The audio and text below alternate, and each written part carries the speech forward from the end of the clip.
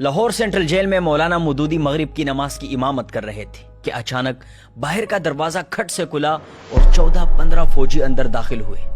جب نماز ختم ہوئی تو مارشل لا کورٹ کے صدر نے پوچھا، مولانا مودودی کون ہے؟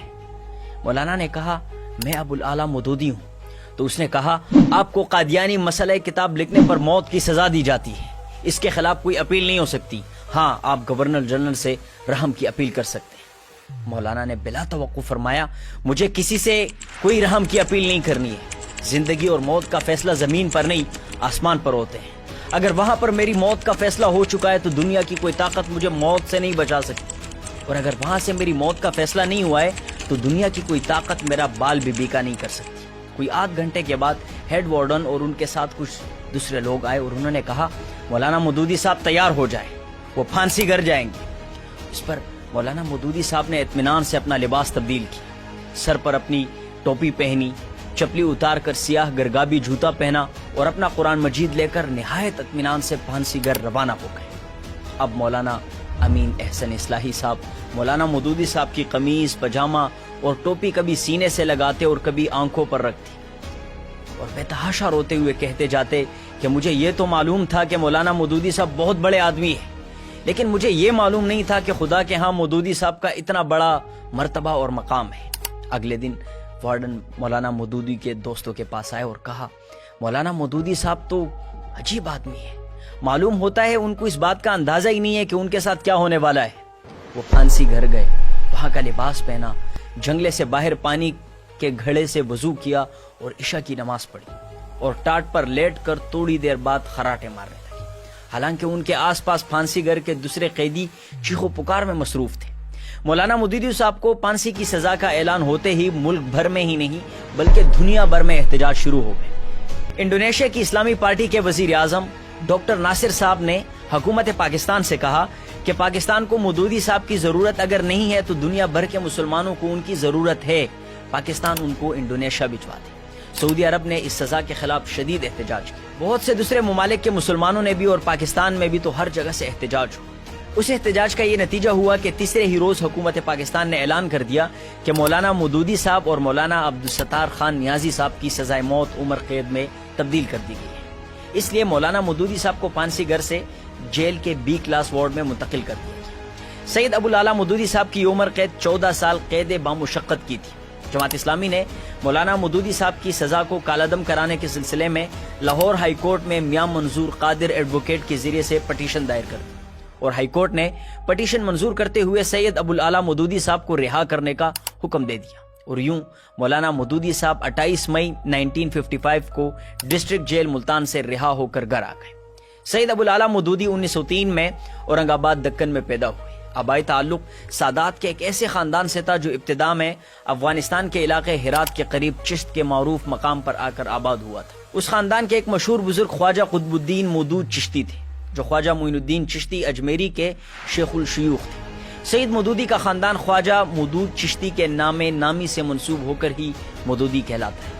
مودودی صاحب نے جس گھرانے میں آنکھ کھولی وہ ایک مکمل مذہبی گھرانہ تھا۔ ان کے والد محترم اور والدہ ماجدہ دونوں کی زندگی مذہبی رنگ میں رنگی ہوئی تھی۔ سید مودودی کی تربیت ان کے والد نے خاص توجہ سے کی، وہ انہیں مذہبی تعلیم خود دیتے تھے۔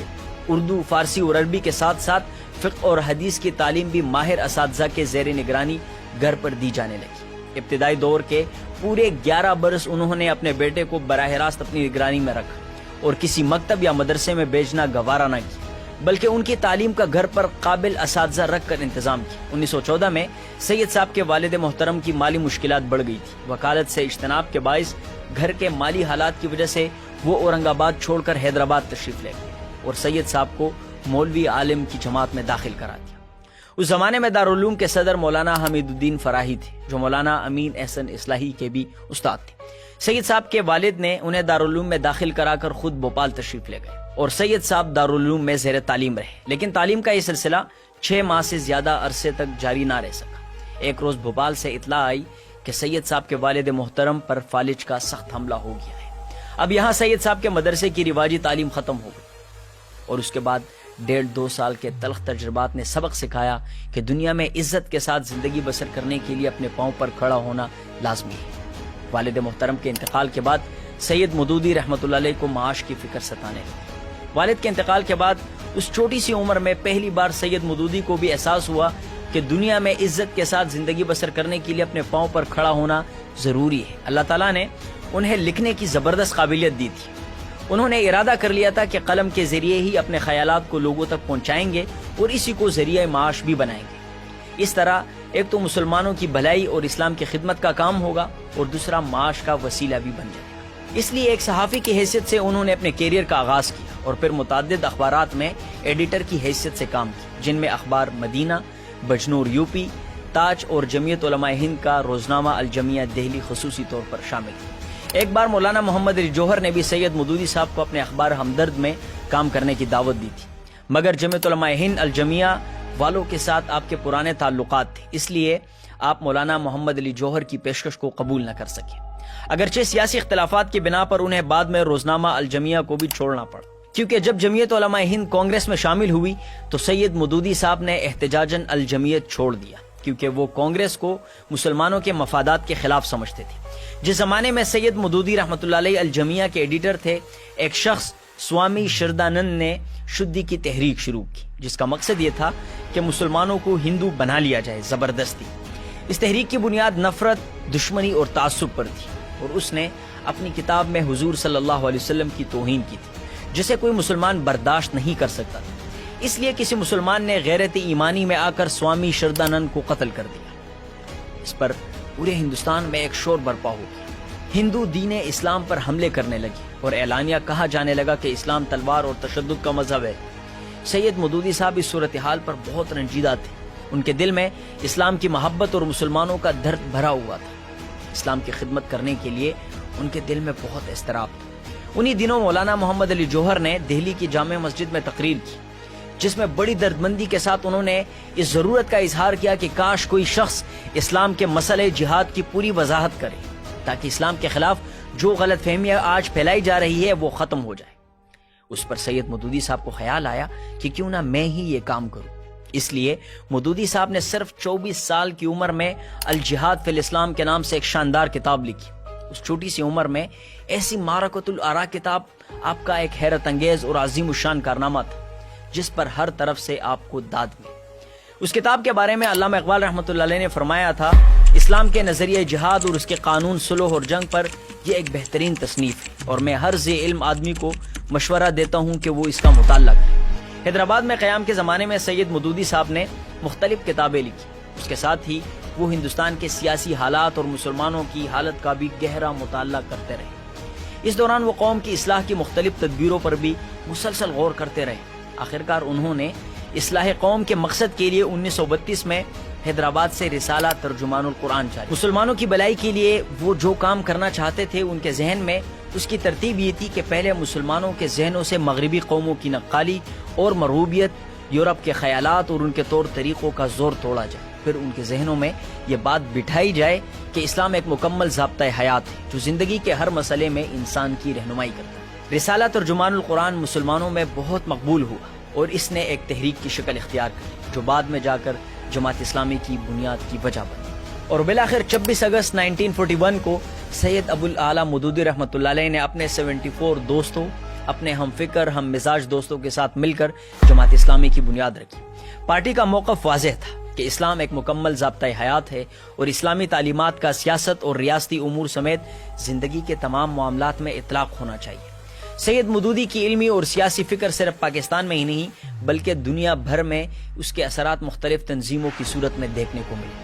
اگر میں یہ کہوں کہ مودودی اسلامی تحریکوں کے روح رواں ہے تو شاید غلط نہ ہو، کیونکہ ان کی فکر، تقریر و تحریر نے جماعت اسلامی ہند، جماعت اسلامی بنگلہ دیش، تیونس کی انادا، مصر کی اخوان المسلمین، ترکی کی رفع، سوڈان کی الحرکت الاسلامیہ، امریکہ اور کینیڈا میں Islamic circle of Jamaat Islami کو جنم دیا۔ جماعت اسلامی پاکستان کی پارٹی میں ٹرننگ پوائنٹ اس وقت آیا جب ڈاکٹر اسرار احمد، امین احسن اصلاحی اور ارشاد احمد حقانی جیسے بڑے نام مودودی سے دور ہو گئے اور جماعت اسلامی کو چھوڑ دیا۔ اس کی وجہ اختلاف رائے بنا۔ مودودی صاحب کا ماننا تھا کہ اب ہمیں انتخابی سیاست میں حصہ لینا چاہیے، جبکہ ڈاکٹر اسرار احمد اور دیگر لوگوں کی رائے تھی کہ اس کو خالص اسلامی تحریک رہنا چاہیے، اور پھر یہی اختلاف رائے جدائی کی وجہ بنی۔ سید ابو الاعلیٰ مودودی رحمۃ اللہ علیہ ایک سیاسی، علمی، فکری شخصیت تھی۔ انہوں نے اپنے قلم کے ذریعے پوری دنیا میں ایک انقلاب برپا کر دیا ہے۔ مودودی صاحب نے الجہاد فی الاسلام کے بعد ترجمان القرآن، پردہ، مسئلہ ملکیت زمین، سود، اسلام اور جدید معاشی نظریات، تنقیحات، تفہیمات، قرآن کی 4 بنیادی اصطلاحیں، سنت کی آئینی حیثیت، اسلامی تہذیب اور اس کے اصول و مبادی، دینیات، خطبات، تفہیم القرآن اور خلافت و ملوکیت جیسی شاہکار کتابیں لکھی۔ ان تمام کتابوں میں علماء کرام کو تفہیم القرآن میں کچھ جگہوں پر شدید اختلاف ہے۔ تفہیم القرآن اچھی تفسیر ہے، لیکن اس میں بعض مسئلے مودودی صاحب مرحوم نے امت کے خلاف لکھے، اللہ ان کی مغفرت فرمائے۔ اور اس کے ساتھ خلافت و ملوکیت نے دنیا بھر میں ایک ہنگامہ کھڑا کر دیا۔ ہر طرف سے مولانا پر شدید تنقید ہوئی۔ لوگوں نے فتنہ مودودیت کے نام سے سید صاحب کے خلاف مہم شروع کر دی، اور بعض لوگوں نے یہ نعرہ بھی لگایا، 1 مودودی 100 یہودی۔ یہ نعرہ کیوں لگا، تنقید کیوں ہوئی؟ وجہ صرف ایک تھی کہ مودودی صاحب نے اپنی کتاب خلافت و ملوکیت میں حضرت عثمان رضی اللہ تعالیٰ عنہ کے حوالے سے اپنے قلم کی تیزی دکھائی اور صحابہ کرام کے لیے غیر محتاط انداز اپنایا۔ اس معاملے میں مجھے مولانا مودودی صاحب سے شدید شکایت ہے اور شدید رنج ہے۔ اکثر لوگ کہتے ہیں کہ خلافت و ملوکیت اپنی اصل شکل میں موجود نہیں ہے، اور یہی بات مفتی طارق مسعود صاحب نے بھی کی ہے۔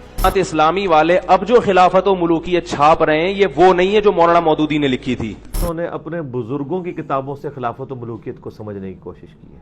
مفتی صاحب اور انجینئر کی رائے بالکل مختلف ہے۔ مودودی صاحب ایک محقق تھے، انہوں نے بہت ہی آسان الفاظ میں سمجھایا کہ خلافت ملوکیت میں کیسے کنورٹ ہوئی۔ چونکہ وہ ایک لکھاری تھے تو غلطی کی گنجائش ہو سکتی ہے، کیونکہ غلطی ان سے ہوتی ہے جو کام کرتے، جو کام ہی نہیں کرتے ان سے کیا غلطی ہوگی۔ لیکن یہ حقیقت ہے کہ خلافت و ملوکیت اپنی اصل شکل میں نہیں ہے، بہت ہی کم جگہوں پر ایڈیٹنگ ہوئی ہے۔ اس کو آپ نیگیٹو لو یا positive, it's up to you, لیکن جماعت اسلامی کے اس کام کو سراہنا ہوگا، کیونکہ انہوں نے ثابت کر دیا کہ جماعت میں اندھی تقلید کی کوئی گنجائش نہیں ہے، اور یہی چیز جماعت کو سٹرونگ بناتی ہے۔ مولانا سید ابو العلا مودودی رحمۃ اللہ علیہ کا انتقال امریکہ کے شہر بفلو میں اس ہسپتال میں ہوا جہاں ان کے بیٹے جناب ڈاکٹر احمد فاروق مودودی ملازم، اور علاج کے لیے انہیں وہاں لے کر گئے تھے۔ لیکن کچھ عرصے بعد مودودی صاحب کا ہسپتال میں انتقال ہو گیا۔ 22 ستمبر 1979 کی تاریخ تھی جب جناب ڈاکٹر احمد فاروق مودودی نے بفلو سے نیو یارک کے لیے ان کی میت کو چارٹرڈ طیارے کے ذریعے منتقل کی۔ مولانا کے اہل خانہ بھی ان کی میت کے ساتھ نیو یارک پہنچے۔ نیو یارک ایئرپورٹ پر ایک بڑی تعداد میں مسلمان جمع ہوئے اور مولانا سید ابو العلا مودودی رحمۃ اللہ علیہ کی نماز جنازہ ادا کی۔ وہاں جنازہ پڑھنے والے لوگوں کی تعداد اتنی زیادہ تھی کہ ایئرپورٹ کے جس ایریا میں نماز ادا کی گئی وہ جگہ ناکافی ہوتی گئی، لوگ بڑھتے گئے، اس طرح 6 مرتبہ نماز ادا کی گئی۔ اس کے بعد وہاں پر لکڑی کا تابوت جس میں میت لائی گئی تھی، ایئرپورٹ والوں نے اس کو اپنے کارگو کیبن کے مطابق دوبارہ بنانے کو کہا، اور پھر دوبارہ وہاں نیا تابوت بنانا پڑا۔ اس کے بعد میت کو لندن کے ہیترو ایئرپورٹ پر لایا گیا، جہاں پر پورے یورپ سے ہزاروں مسلمان مولانا کی نماز جنازہ کے لیے جمع تھے۔ چنانچہ وہاں نماز جنازہ ادا کی گئی۔ اس کے بعد لندن سے کراچی لایا گیا۔ کراچی میں دوسرے امیر جماعت اسلامی پاکستان جناب میاں طفیل محمد صاحب کی امامت میں لاکھوں افراد نے نماز جنازہ ادا کی۔ 24 ستمبر 1979 کو عصر کے وقت لاہور لایا گیا اور مولانا سید ابو العلا مودودی رحمۃ اللہ علیہ کی رہائش گاہ اچرا منتقل کر دیا گیا، اور نماز عشاء سے اگلے دن صبح 10 بجے تک لوگ ابو العلا مودودی رحمۃ اللہ علیہ کی آخری زیارت کرتے رہے۔ کئی لوگ یہ کہتے سنے گئے کہ صبح تک ان کی باری نہیں آ سکی۔ صبح 10 بجے 25 ستمبر 1979 کو مولانا سید ابو العلا مودودی رحمۃ اللہ علیہ کے جسد خاکی کو قذافی اسٹیڈیم لاہور لے جایا گیا، جہاں کم و بیش 25 لاکھ افراد نے علامہ مولانا ڈاکٹر یوسف القرضاوی رحمۃ اللہ علیہ کی امامت میں نماز جنازہ ادا کی، اور پھر ظہر کے بعد سید ابو العلا مودودی رحمۃ اللہ علیہ کو پارک اچھرا میں ان کی رہائش گاہ کے لان میں سپرد خاک کر دیا گیا۔ مودودی صاحب اس دنیا سے رحلت کر گئے، لیکن ان کی فکر، سوچ، تقریر و تحریر لاکھوں لوگوں کی زندگیوں میں انقلاب پیدا کر رہا ہے۔ دن بدن ان کے ماننے والوں کی تعداد بڑھ رہی ہے۔ دوستو، یہ ویڈیو اگر آپ کو پسند آئی ہو تو ہمارے چینل کو سبسکرائب کریں ایسے ہی اور انفارمیٹیو ویڈیوز دیکھنے کے لیے۔ بہت شکریہ۔